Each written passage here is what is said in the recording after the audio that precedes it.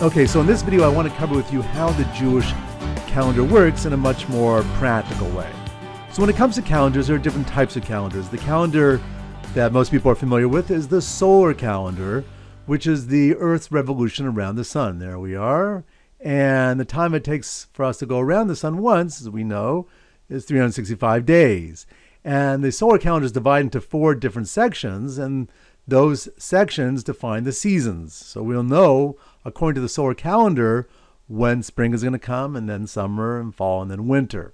So that's one type of calendar.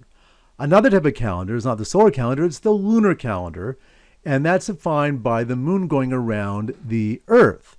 And 12 revolutions of the moon going around the Earth, that's going to result in a lunar year. And as a result, it's going to be 354 days in length. That's 11 days shorter than the solar calendar. And in terms of the lunar calendar, it has nothing to do with seasons. Right? There's no relationship to seasons. And we can see this reflected in terms of who keeps the different calendars. The Christian world observes the solar calendar, and therefore Christmas is always going to be in the winter, at least in our part of the world. It's fixed by the seasons. The Muslims, though, don't keep the solar calendar, they keep the lunar calendar. And therefore, their holidays are not going to be defined by the seasons. They can come up at any time of the year. So you might have heard that Ramadan, sometimes it's going to be in the heat of the summer, but being that the next year it's going to be 11 days earlier, because, again, the lunar calendar is 11 days shorter than the solar calendar. So in the season of the summer, it's going to come 11 days earlier, and the next year 11 days earlier than that, so it's 22 days earlier. And then the next year, it's going to be 33 days earlier, so it'll be in the month before. And then as more time passes, it'll end up in the winter or in the fall. So the Muslim holidays are not fixed to any season where the Christian holidays are. So what about the Jewish calendar? What do? So our calendar is actually called a lunisolar calendar, which means it's a combination of the lunar calendar and the solar calendar. So let me explain. So you have the lunar calendar. Here's our typical month, right? The moon disappears and then appears, and it's young, and it's got a crescent, and then becomes more full. It waxes until we get to the middle of the month when it's absolutely full, and then it begins to wane until you can see only a small crescent again, then it disappears, and then we have the beginning of the new month. How long is a lunar month? Well, technically it's 29 and a half days, 44 minutes, and 2.8 seconds, which means, if you think about it, a new month really should begin in the middle of the day, because it's only 29 and a half days. So the next month should begin in the middle of that last day. But we don't do that. How do we avoid that? Well, what we'll do is we'll end up making some months only 29 days, and some months we'll make 30 days. So over time, it'll average out. So that's why the Jewish month is either 29 or 30 days. Now, the Hebrew name for a month is called a chodesh. Chodesh is related to the word chadash, which means new, because you can see that the moon is always dynamic, or at least what we see in the sky is very dynamic. And it starts small, it gets bigger, and then the moment it gets bigger, it starts to go small again, and then disappears, and then we have the new moon. So there's something very dynamic about keeping the lunar calendar, where things are always in a state of change. Now, I pointed out in the last video that the Hebrew word for year is shana, and I showed you different derivations, root words that are connected to that.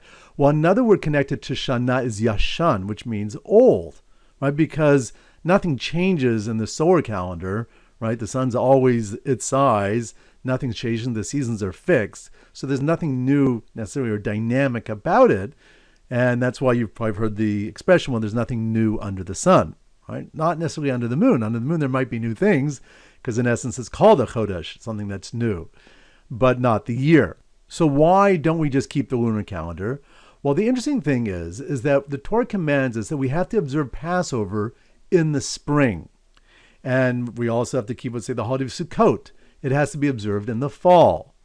So God commands us in the Torah to fix the holidays in their respective seasons. So we can't just keep a lunar calendar because, as I mentioned, we're going to run into the problem that, Passover every year is going to be 11 days earlier, to the point that sometimes we'd be observing Passover on winter vacation, and we'd be observing the holiday of Sukkot, in the spring.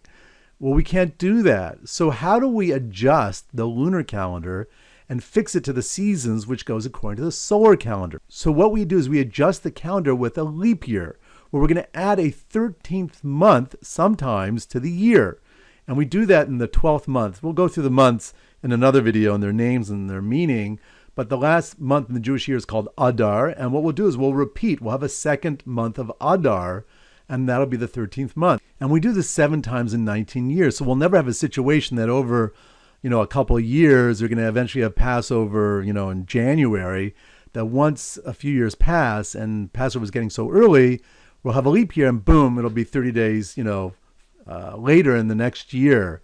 And that's how Passover is always going to be in the spring. Now, why do we do this? Why do we keep this lunar solar calendar? So I'll end with this one idea, but it's a very fundamental idea, is that we believe that each season essentially is a physical manifestation of a spiritual reality.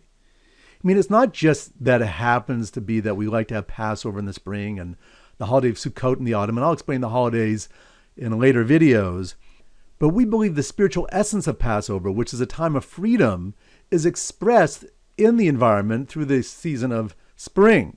So what's happening in the physical world is expressing what's happening on a spiritual realm. So what's happening on the physical level, where everything's breaking through after a long, cold, dark winter, expresses the spiritual reality that's locked into the holiday of Passover, which is freedom.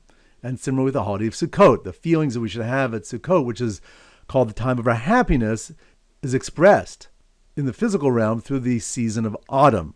And we'll talk about this again in later videos.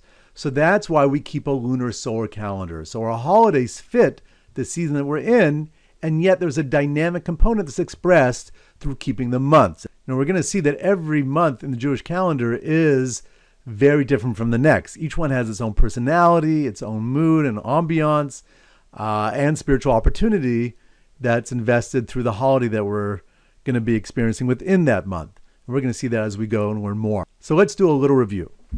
So in terms of calendars, we have the solar calendar, which is the Earth's revolution around the sun. That's 365 days, and that defines the seasons, where the lunar calendar is the moon's revolution around the Earth, and 12 revolutions represents a year. That's 354 days, 11 days shy of a solar year, and there's no relationship to the seasons.